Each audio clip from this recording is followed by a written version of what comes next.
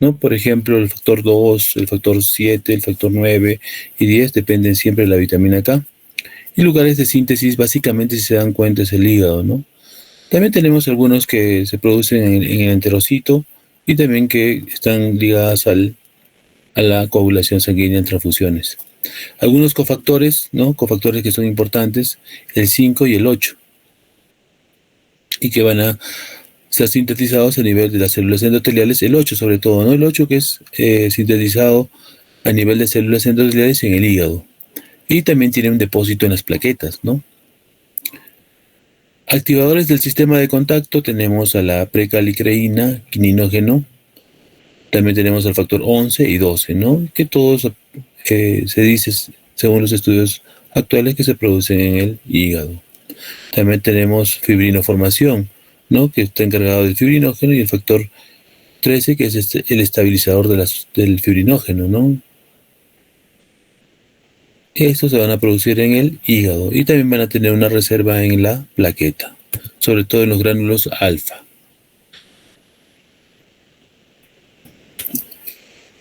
¿Quiénes son los que frenan o inhiben la coagulación? ¿No? Los factores de coagulación naturales que tenemos, la antitrombina, ¿no? Que va a frenar la acción del factor 2 activado y del 10 activado. La proteína C, potenciada por la proteína S, va a frenar lo que es el factor 5 y el factor 8, y también a los factores dependientes de la vitamina K. El sistema fibrinolítico, básicamente la activación del plasminógeno en plasmina. Este va a degradar a la fibrina ya formada. Tenemos anticoagulantes de acción directa y de acción indirecta. Las de acción directa por sí solas son capaces de inhibir la cascada de coagulación y directamente hacia la trombina. Los anticoagulantes de acción indirecta interactúan con otras proteínas o actuando en otras vías metabólicas, alteran el funcionamiento de la cascada de la coagulación, inhibiendo los mediadores, sobre todo de la antitrombina 3, ¿no? Tenemos la heparina no fraccionada y la heparina de bajo peso molecular, que es la enoxaparina. Inhibidores de la síntesis de factores de coagulación, como por ejemplo los derivados del dicumarol, como son la warfarina y el acenocumarol. Ya la conocemos, la cascada de coagulación, y justamente acá son los lugares donde actúan los anticoagulantes, la acción de los anticoagulantes externos.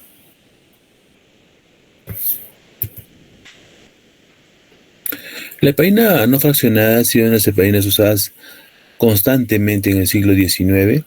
Ya en el siglo XX apareció la heparina de bajo peso molecular y sustituyó a esta.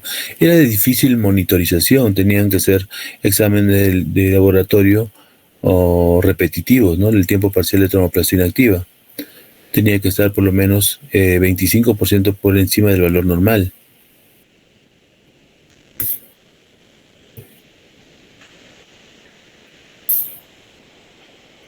Y es así más o menos como funciona, ¿no? Potencian a la antitrombina 3 para que se una a la trombina y de ahí se inactive. La acción de la heparina no fraccionada básicamente inhibe la función del desactivado, ¿no?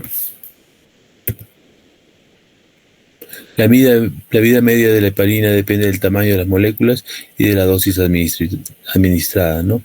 El sistema es saturable, de modo que una dosis de 100 unidades por kilogramo en bolo endovenoso es depurada en 1 hora aproximadamente, mientras una dosis de 25 unidades internacionales por kilogramo solamente depende de una media hora. El efecto anticoagulante no lineal, ¿no? Por eso es que debe ser monitorizada frecuentemente en dosis terapéuticas. A diferencia de los anticoagulantes orales, no cruza la barrera placentaria y no se asocia a malformaciones fetales. Es un anticoagulante seguro, ¿no? Durante el embarazo, sobre todo en el primer trimestre. El uso clínico, la profilaxis de la enfermedad tromboembólica a dosis pequeñas en situaciones de riesgo, tratamiento de patologías tromboembólicas agudas, como por ejemplo el síndrome coronario agudo, el infarto agudo de miocardio, tromboembolismo pulmonar, el tromboembolismo venoso profundo, trombosis de seno venoso y la trombosis mesentérica, ¿no? Tiene una buena repercusión en estas patologías. La administración terapéutica se recomienda la vía endovenosa, ¿no? Continua en bomba de infusión, y evitar la vía intramuscular porque puede generar hematomas. También tenemos una dosis profiláctica, se recomienda por vía subcutánea, con intervalos de administración de 8 a 12 horas, debido a que la absorción es mucho más lenta que cuando se usa por vía endovenosa.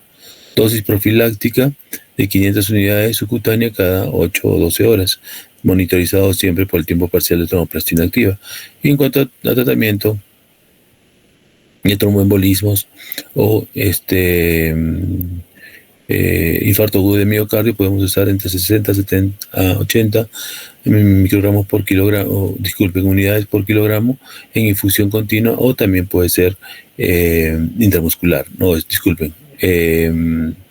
subcutánea, ¿no? Control de terapia. Ya sabemos, lo he repetido varias veces, el tiempo parcial de tromboplastina activa es la que me ayudará a monitorizar si un paciente está bien anticoagulado con heparina no fraccionada, o va a depender de más dosis o menos dosis. Me ayuda a ajustar la dosis, ¿no? Y el valor basal, como les dije anteriormente, puede llegar de 1.5 a 2.5 veces el valor basal, ¿no? Más o menos el 25%. Las titulaciones de 1.2 veces basal, de 1.2 a 1.4 veces basal. Importante el monitoreo continuo de la anticoagulación por heparina no fraccionada. Reacciones adversas, sabemos que si se nos pasa la mano va a haber un sangrado, un sangrado que puede ir de leve a severo, ¿no? Depende de la cantidad de dosis que estemos utilizando. Y una de sus antagonistas o antídotos es el sulfato de protamina, que se puede utilizar hasta 1 miligramo que va a neutralizar 100 unidades de heparina. Si usamos en forma prolongada la heparina no fraccionada, el paciente puede entrar en una osteoporosis, y esto se explica porque la heparina induce a la absorción ósea acelerada. En general se observa luego de 3 meses de uso. Hay pacientes que usan hasta 12 meses, ¿no? Usaban, ¿no?, la heparina no fraccionada hasta por 12 meses, o a veces de por vida en unas patologías especiales.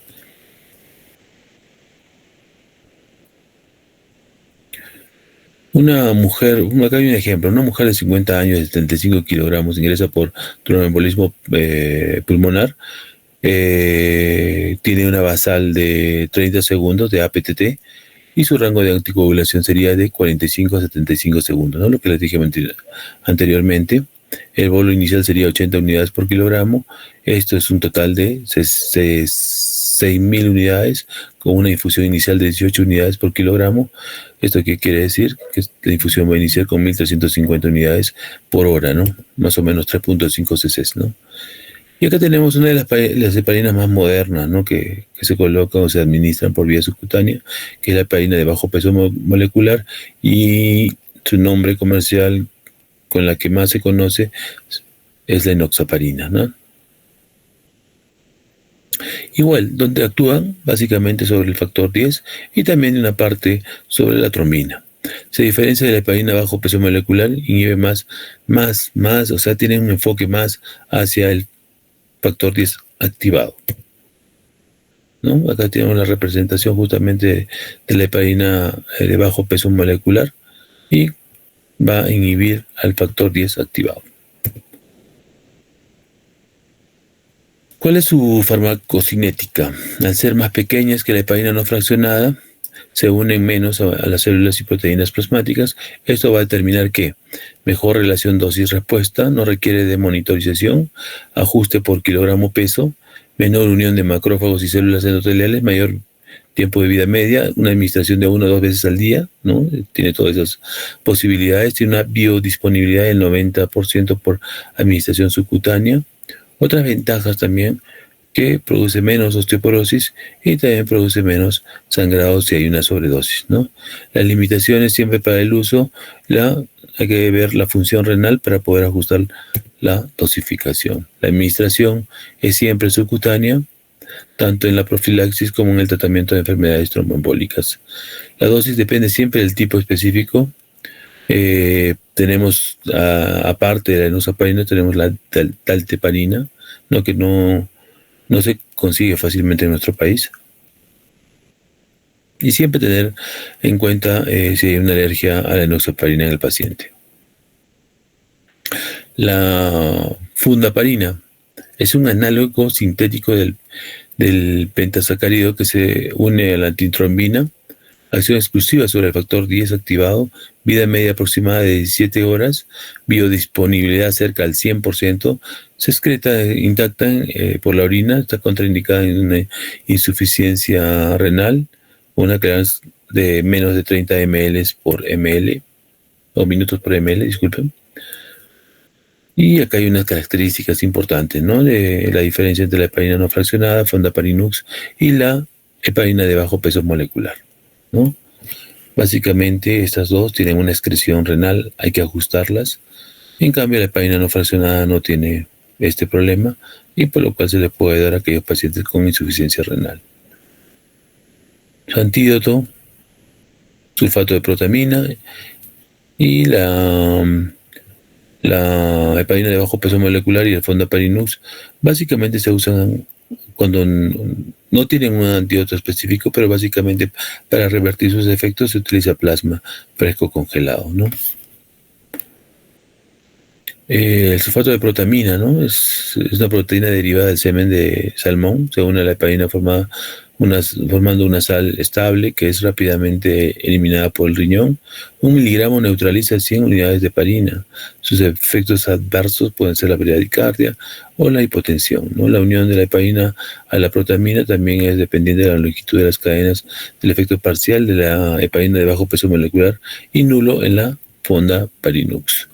Uno de los anticoagulantes muy importantes del siglo pasado y este siglo es la warfarina, ¿no? Es una forma de anticoagular por vía oral a los pacientes. ¿Cómo se descubrió? Se descubrió en una gran pandemia de ratas que comenzaron a malograr algunos embrios en Estados Unidos y usaron derivados de la warfarina para poder eliminar esta plaga. Esta insecticida, ¿no? Que tenía como componente la warfarina, provocaba el derrame cerebral en las ratas, ¿no? Cuando se le hacían la disección de estas ratas que producían toda esta plaga, ¿no? ¿Cómo fue la evolución en el tiempo, ¿no? Se dan cuenta que poco a poco, desde haberla usado como un insecticida, porque ¿de dónde proviene esto? De la ingesta del heno de trébol podrido, ¿no? Esa es básicamente la formación de la warfarina. Y como vieron que tenía un efecto hemorrágico, se usó como plaguicida, ¿no? ¿Cuál es su mecanismo de acción? Creo que todos lo sabemos, ¿no? Inhibe el ciclo de interconversión de la vitamina K desde su forma oxidada a la reducida. O sea, va a actuar sobre todo sobre los factores de coagulación 2, 7, 9 y 10, ¿no? Y también sobre las proteínas anticoagulantes naturales, como son la proteína C y S básicamente, y un poco en la antitrombina 3, ¿no? Entonces, acá está bien graficado. Son estos los factores de coagulación que van a ser inhibidos por la warfarina. ¿Y cuál es su antídoto? El antídoto sería la vitamina K, ¿no? ¿Cuál es su farmacocinética? Por su buena solubilidad en lípidos les permite ser absorbidos rápida y completamente desde el tubo digestivo y explica por qué son capaces de traspasar la barrera placentaria, ¿no? En el plasma circulan unidos a la albúmina en un 98%, de la cual se liberan para entrar a los hepatocitos donde alteran la síntesis de proteínas y son metabolizados por oxidación. Dentro de los cumarínicos más conocidos, la warfarina, ¿no? Que tiene una vida media de aproximadamente 40 horas y su efecto va a durar de 2 a 5 días. También tenemos el acenocumarol, que su vida media es de 10 a 24 horas, su efecto puede durar hasta 2 días. Su uso clínico básicamente se usa en la mayoría de trombosis, pero también se usa para prevenir la progresión y recurrencia de eventos tromboembólicos como el tromboembolismo pulmonar y la trombosis venosa profunda. La administración es por vía oral y el examen de laboratorio que nos permite monitorizar una buena anticoagulación con warfarina es el INR, ¿no? Que la mayoría de veces tiene que ir entre 1 y 2, ¿no? La dosis de la warfarina, 5 miligramos al día inicialmente, por 2 o 3 días y luego se puede ajustar según el INR, ¿no? Siempre es importante iniciar la warfarina con doble anticoagulación, o sea, iniciar enoxaparina inicialmente los 2 o 3 primeros días y posteriormente se puede usar 2 o 3 días más doble anticoagulación, tanto warfarina como enoxaparina, y una vez terminados estos 3 días solamente se queda con la vía oral, que es la warfarina. Y la dosis del acenocumarol, 9 miligramos o 4 miligramos, disculpe, al día por 2 a 3 días y luego ajustar el INR, que es importante también en este tipo de pacientes. En ancianos hay que tener mucho cuidado, hay que ajustar la dosis y el examen que nos ayuda a monitorizar si estamos con una buena anticoagulación, es el tiempo de protrombina a través del INR.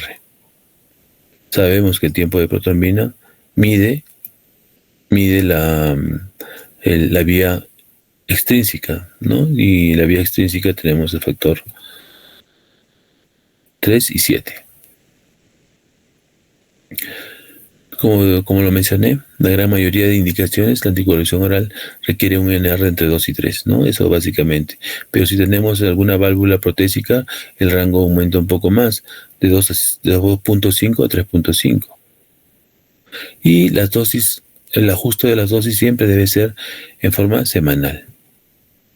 Algunas reacciones adversas, lógicamente, una de las reacciones adversas principales es la hemorragia, ¿no?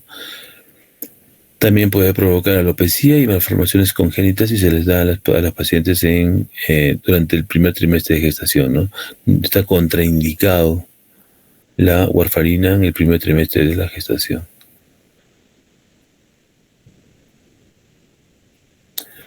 Una de las reacciones más temidas, una de las reacciones adversas más temidas del uso de la warfarina es la llamada necrosis cutánea por anticoagulantes orales, ¿no?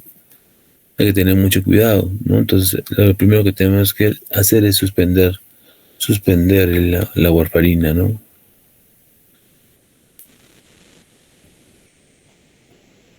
Para evitar las reacciones adversas, se recomienda iniciar siempre con una terapia baja, ¿no?, de anticoagulantes orales, o sea, más o menos una tableta al día, y solaparlos con una heparina, como les dije anteriormente.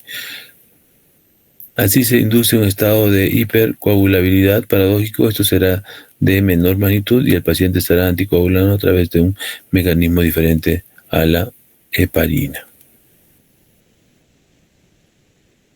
Acá lo malo de la warfarina es que es inestable, ¿no? Va a haber algunos medicamentos o alimentos que van a potenciar o inhibir su acción, ¿no? Por ejemplo, algunos que potencian su acción, medicamentos que se usan para algunas molestias digestivas, los antiácidos, el omeprazol y la parafina líquida, ¿no? En cambio, algunos que inhiben el sucralfato. En algunos medicamentos que se usan para el corazón, la amiodarona, quinidina, diuréticos y heparina potencian su acción y la inhiben la espironolactona y las tiazidas, ¿no? Igual algunos antibióticos que repercuten sobre la potencia de este anticoagulante, y hay otros que inhiben, ¿no? Por ejemplo, los que inhiben la rifampicina, ¿no? Un medicamento que se usa en los pacientes que tienen tuberculosis, ¿no? También es importante reconocerlo, ¿no? Y otros que potencian, uno que se usa bastante, los aminoglucósidos, el clotrimazol y la cefalosporina, ¿no? Que se usan en forma rutinaria. Algunos analgésicos que van a potenciar a la aspirina, los AINES, y algunos inmunosupresores que también van a potenciar la ciclofosfamida, el metotrexato y el tamoxifeno. ¿Qué contraindicaciones tenemos para el uso de anticoagulación crónica? Las absolutas, Lógico, algún paciente que esté con un problema hemorrágico, procesos hemorrágicos activos, hipertensión arterial grave no controlable, retinopatía hemorrágica, aneurisma o neoplasias intracraneales, antecedentes de hemorragia intracraneal, hepatopatía o nefropatía grave, algunas relativas como hepatopatía crónica, hernia de hiato, ulcus gastroduodenal activo no sangrante, cetorrea, alcoholismo crónico, gestación, escaso nivel mental, pericarditis con derrame y algunas alteraciones mentales, ¿no? Luego de haber descrito uno de los anticoagulantes orales más importantes y más difundidos, también tenemos algunos nuevos anticoagulantes que ya tampoco no son muy nuevos, sino que ya tienen ciertos años, ¿no? Más o menos 10 a 15 años de haber sido descubiertos, como por ejemplo el dabigatran y el rivaroxaban.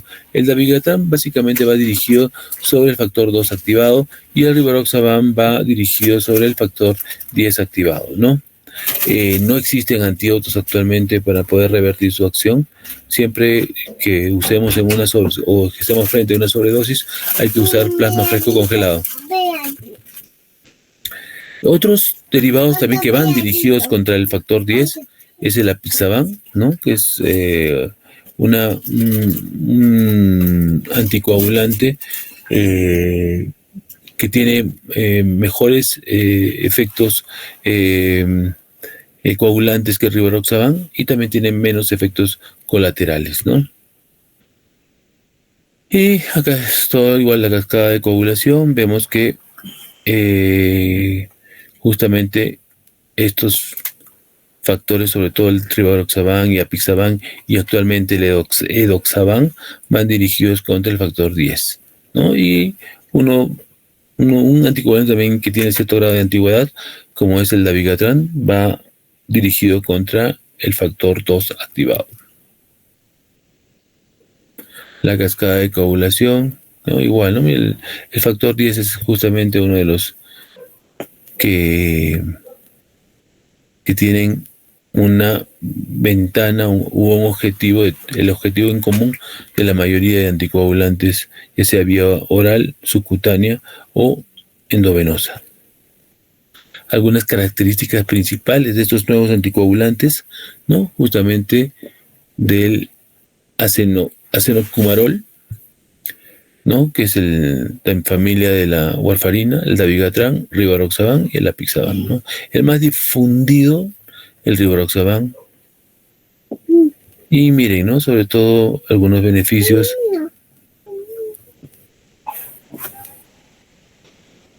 Y tienen básicamente en insuficiencia renal en estos últimos debe ser monitorizado o debe ser ajustado según la depuración de creatinina, ¿no?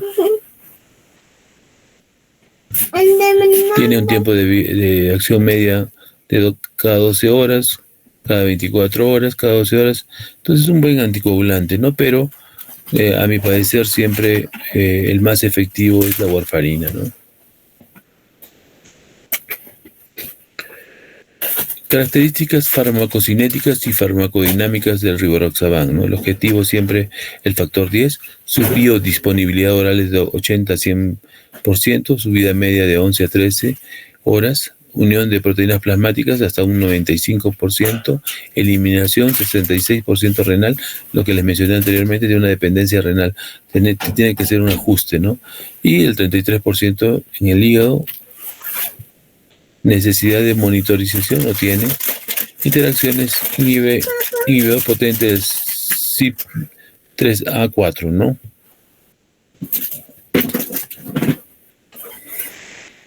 Son muy buenos, ¿no? Sobre todo para monitorizar hay varios estudios donde quieren minimizar a la warfarina como un anticoagulante de primera línea, ¿no? Existen varios estudios, como por ejemplo este estudio Rocket, que se ha aplicado en bastantes pacientes con cierto grado de trombosis y donde dicen que el rivaroxaban tiene cierta ventaja sobre la warfarina, ¿no? Este estudio Rocket es antiguo, ¿no? Ha tratado de hacer esto. Tenemos al Xarelto, ¿no? Uno de los medicamentos o uno de los anticoagulantes que es el rivaroxaban, pero que ha sido difundido en todo el mundo, ¿no? Lo usaban bastante, hasta hace unos 5 años. Ahora ya existen otros, como el Apixaban y el Edoxaban, ¿no? Listo. Entonces, chicos, terminamos esto de la anticoagulación y nos vamos a hablar un poco de inmunohematología. La inmunohematología es muy importante, ¿por qué? Porque nos determina conocer un poquito más sobre los grupos sanguíneos, cuándo transfundir, cuándo no transfundir, quiénes tienen cierto grado de compatibilidad o no, si podemos pasar, por qué el O es universal y por qué el AB es el receptor universal, varias cosas, ¿no? Que están explicadas justamente por la carga antigénica que tienen los glóbulos rojos, ¿no? Y uno de los padres justamente de la inmunohematología se le dice que es a Karl Landerstein, ¿no? Que en 1900 comenzó a describir los grupos sanguíneos, ¿no? La nomenclatura ha ido evolucionando ya hasta 1928, 1939, mejorando. Ya en el 1928 a 1939 se descubrieron los anticuerpos irregulares que básicamente son por una carga genética diferente a las razas, ¿no? Es muy importante este trasfondo genético. Miren, esta es una membrana celular de un glóbulo rojo. Se dan cuenta, está compuesto por varios componentes, como por ejemplo proteínas, lípidos, glúcidos, ¿no? Que van a tener una carga, ¿no? Tienen carga negativa. Sabemos que si este glóbulo rojo es transfundido a un receptor, ¿no? Esto va a actuar como un antígeno. Cada célula, cada molécula de este glóbulo rojo puede generar una reacción, ¿no? Si no es compatible con el receptor. Importante saber que es un antígeno y es un anticuerpo, ¿no? El antígeno básicamente puede formar parte de la membrana del glóbulo rojo, como es el antígeno RH, que puede ser una lipoproteína o estar adherido a la superficie de los glóbulos rojos, como los antígenos del sistema ABO, que químicamente son lipopolisacáridos, ¿no? Y los anticuerpos son sustancias de la naturaleza, y las que participan básicamente en la inmunohematología son de características IgG o también puede ser IgM, ¿no? Producido por una respuesta del sistema inmunitario ante la presencia de un antígeno de la membrana, ¿no? Ya sabemos que esto es un IgG, esto es un IgM, sus problemas o los problemas de hemólisis es que hay incompatibilidad, una es intravascular y el otro es extravascular. Igual, ¿no? Miren, toda la gama de antígenos o toda la gama, no solamente existe el sistema ABO, ¿no? También existen otros sistemas, ¿no? El Lewis, el DAFI, el Diego, ¿no? El MNS. Hay muchos sistemas en el mundo. Por eso es importante hacer una prueba cruzada antes de transfundir a un paciente. Tenemos, como les he mencionado anteriormente, tenemos anticuerpos naturales y anticuerpos adquiridos. Dentro de los naturales se les considera a las aglutininas completas bivalentes presentes en el suelo del sujeto sin contacto previo con el antígeno. Y los más conocidos dentro de los naturales tenemos al sistema ABO, ¿no? La mayoría son IgM y no atraviesan la barrera placentaria. Y también tenemos a los anticuerpos adquiridos, que son incompletos o univalentes, no aglutinantes, presentes en el plasma de un sujeto que tuvo contacto previo con el antígeno, como por ejemplo el IgG, y también que tiene su correspondencia en el sistema RH.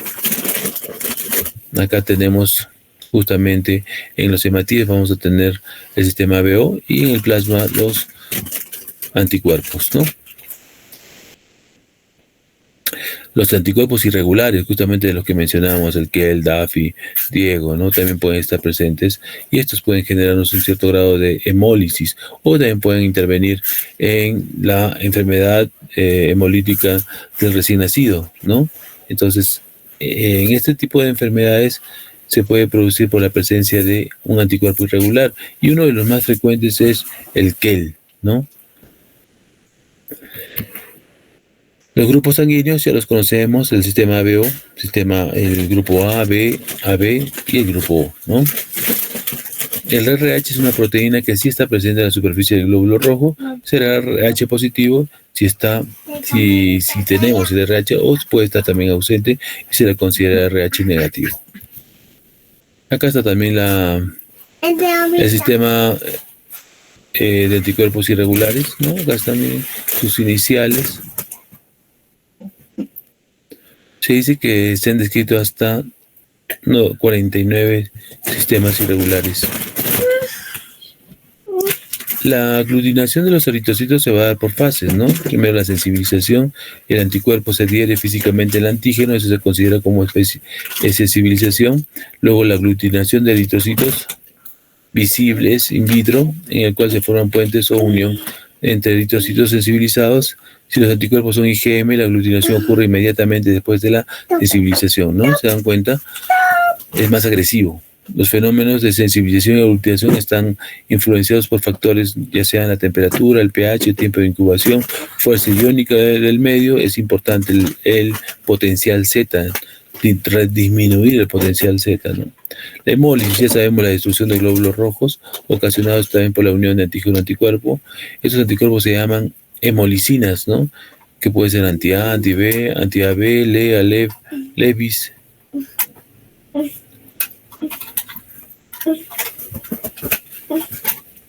Tenemos antes de hacer una transfusión siempre tenemos que hacer el estudio,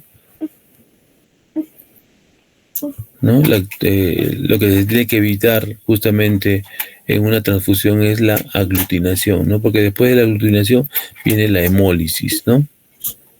Hay varias pruebas para poder determinar si hay incompatibilidad del donante con el receptor, ¿no? Miren cómo se dan los grupos sanguíneos. Seguramente que esto lo han hecho en prácticas en laboratorio. O el cero negativo o el O negativo, llamado comúnmente, no ha tenido ningún tipo de reacción, ¿no? En cambio, el A positivo siempre es con el antisuero y su característica internacional es que es celeste. Y el antisuero B es amarillo, ¿no? Y el RH siempre es blanco, ¿no? Es una nomenclatura internacional, ¿no? Acá que nos está diciendo A positivo y acá nos está diciendo B positivo, ¿no? El A está reaccionando y el RH también está reaccionando, ¿no? Por eso es que se le considera como tal. Últimamente esta prueba, que era manual, se está haciendo ya automatizada y con una metodología un poco más sensible y más específica, como son las metodologías como son en columna, en gel y también en la fase sólida. Sobre todo, ¿para qué? Para determinación de grupos y también para hacer el CUMS, ¿no? Hacer los CUMS. Hay algunos aminoácidos que van a determinar las características de los grupos sanguíneos. Por ejemplo, la fucosa es muy importante para determinar solamente si un grupo o un grupo O positivo termina en fucosa, quiere decir que según el sistema BO, pertenece al cero positivo, o no, disculpen, al cero nada más. O termina en galactosa más fucosa, es un B. Y si y termina en acetil galactosamina más fucosa, es un A, ¿no? Según los carbohidratos que estén conformadas la membrana celular del glóbulo rojo.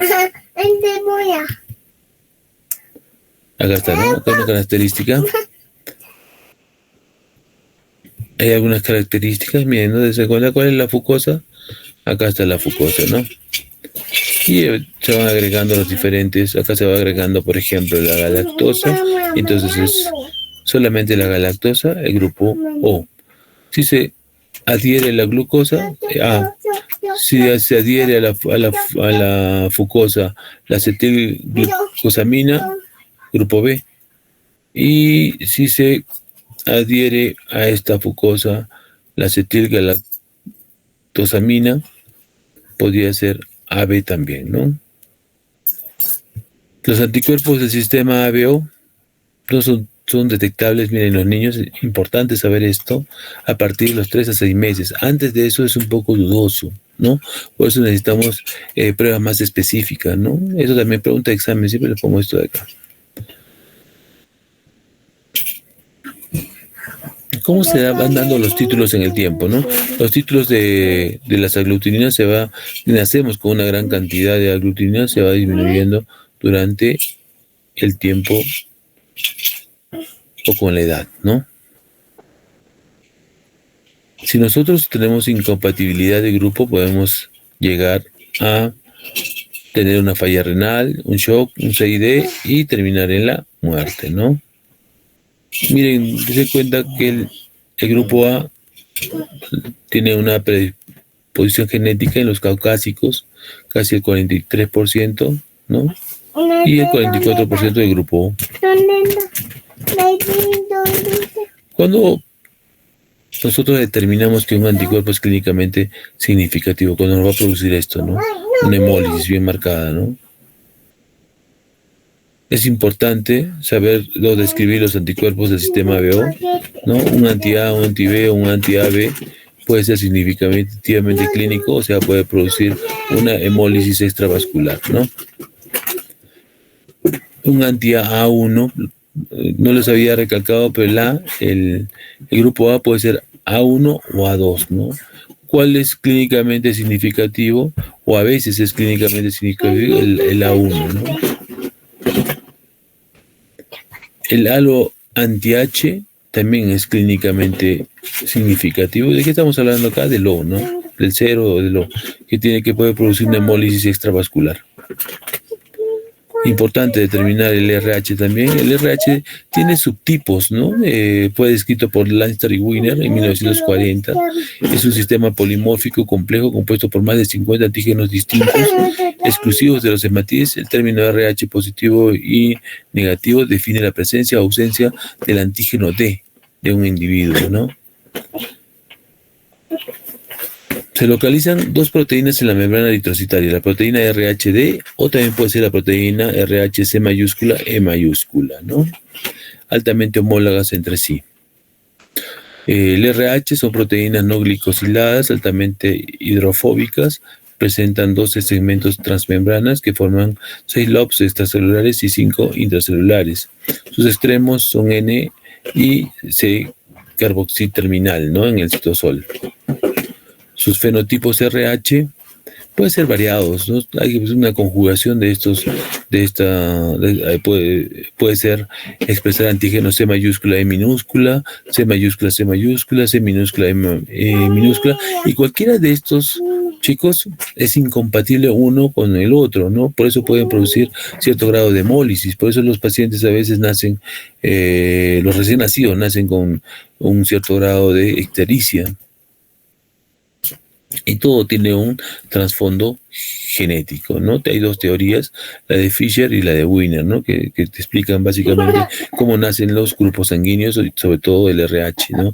El RH, el C mayúscula y el E minúscula, por ejemplo, lo tienen en frecuencia en casi el 40% de la población. Es uno de los más frecuentes, ¿no?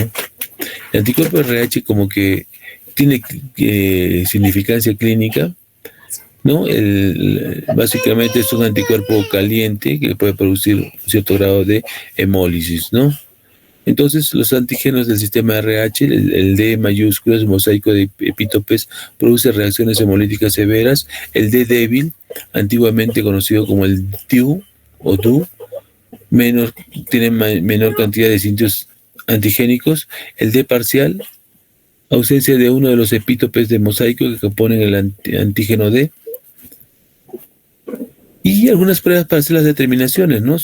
Tenemos las pruebas que ya sabemos, el serológico, que son a través de esas gotas para determinar el grupo sanguíneo. Y también tenemos la prueba de Coombs, ¿no? Una prueba de Coombs que ustedes la han escuchado o la han descrito cuando han hecho el curso de laboratorio o banco de sangre. Tenemos una prueba de antiglobulina directa o Coombs directo y una prueba de antiglobulina indirecta o Coombs indirecto. ¿Para qué se usa? Se usa la directa, se usa para demostrar la sensibilidad en vivo, ¿no? De los eritrocitos del paciente. Es positiva en anemia hemolítica, autoinmune idiopática, inducida también puede ser por fármacos, enfermedad hemolítica del recién nacido, una hipergamma globulinemia y en reacciones de incompatibilidad transfusional. En cambio, la indirecta para demostrar la presencia de anticuerpos incompletos en el suero del paciente y para determinar grupos sanguíneos en las pruebas cruzadas en la investigación de anticuerpos irregulares contra eritrocitos y para detectar anticuerpos maternos en el embarazo. O sea, básicamente es in vitro, a diferencia del directo que es in vivo.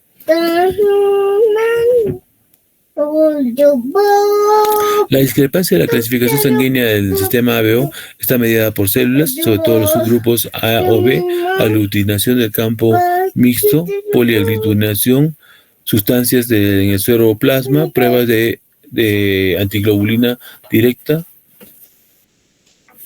y mediadas por suero puede ser presencia de aloanticuerpos, autoanticuerpos, transfusión de componentes plasmáticos del sistema ABO no idénticos, edad, enfermedad y reactivos. Esta es la prueba en tubo. Hay que tener mucha experiencia para hacer esta prueba. Una de las ventajas, se puede añadir aditivos, permite la manipulación, es visible la hemólisis, y las desventajas, la aglutinación es inestable, requiere experiencia del operador y lectura cuidadosa, ¿no? En cambio, la metodología en gel es, creo que una de las metodologías que tiene alta sensibilidad y alta especificidad.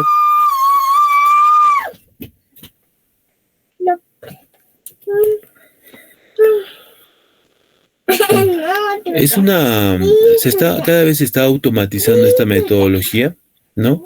La idea es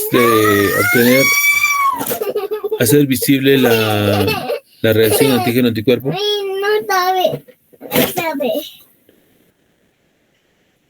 Ya, entonces, miren cómo se da la reacción, ¿no? Estas esferas tienen anticuerpos. Cuando se coloca la muestra de sangre, si esta se ve retenida en la superficie de estas perlas, quiere decir que tiene una reacción alta, ¿no? Una de las ventajas es el entrenamiento, ¿no? Mínimo, es un entrenamiento mínimo y poca manipulación. Eso es lo que le hace más sensible y más específico. Se requiere pocos reactivos y las desventajas requieren equipamientos muy sensibles y también el costo, ¿no? El costo también es desventaja frente a la del tubo, ¿no? Mira, acá está bien. Acá es positivo porque tiene la presencia del anticuerpo, y acá es negativo porque atravesó todas las perlas y no contiene la antigenicidad para poder frenarlas, ¿no? Esta es otra metodología, la metodología de fase sólida, que es automatizado y se puede manejar volúmenes muy altos, ¿no? La sensibilidad, especificidad, la del tubo tiene, por ejemplo, puede detectar 150 moléculas de IgG. En cambio, la fase sólida, la de gel o columna puede detectar hasta 40 IgGs, moléculas de IgGs, y la de fase sólida 60 moléculas de IgG, ¿no? Y esto es en placa, es automatizado netamente, ¿no? Las ventajas de la técnica de fase sólida: sensibilidad parecida al anticuerpo en tubo, larga caducidad, lectura de resultados automatizables. Las desventajas: la fase de lavado de las microplacas es delicado, se puede automatizar, pero encarece los costos, no es práctica para muestras aisladas y es ideal para series largas de muestreo, ¿no? Algunos errores técnicos que pueden producir discrepancias del sistema ABO: falla para adicionar los reactivos y las muestras de los pacientes, mezcla inadecuada de reactivos y muestras, suspensión de eritrocitos con muy alta o baja concentración, sub o sobrecentrifugación de las muestras, error de la identificación de la muestra e interpretación incorrecta, ¿no? Siempre, chicos, importante tomar en cuenta esta diapositiva, porque acá te determina saber cómo es la forma de transfundir sangre, ¿no? El O, por ejemplo, se puede transfundir al mismo O el O se puede transfundir al A o al B, ¿no? Al igual que el B al B o el A al A.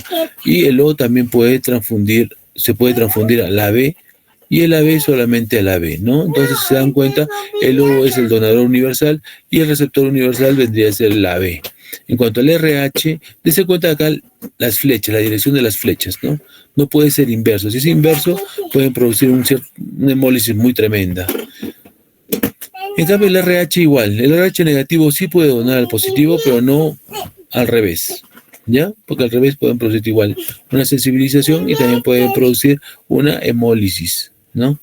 Chicos, eso es todo. Mayra, ¿me escuchas? Sí, doctor, sí se le escucha. Listo, Mayra. Entonces terminamos las dos. Hay dos clases. Hay una clase pendiente que es bien corta. No la quiero hacer ahora porque estamos bien saturados, creo que ya con dos temas creo que es mucho. Entonces nos quedaría una, Mayra, y entonces la próxima semana, tendríamos ya el examen, ¿no? Doctor, ¿podría hacer el examen para la primera semana de julio? ¿Estamos qué día? 26, ¿no? Es- Sí, podría sí, ser, podría ser.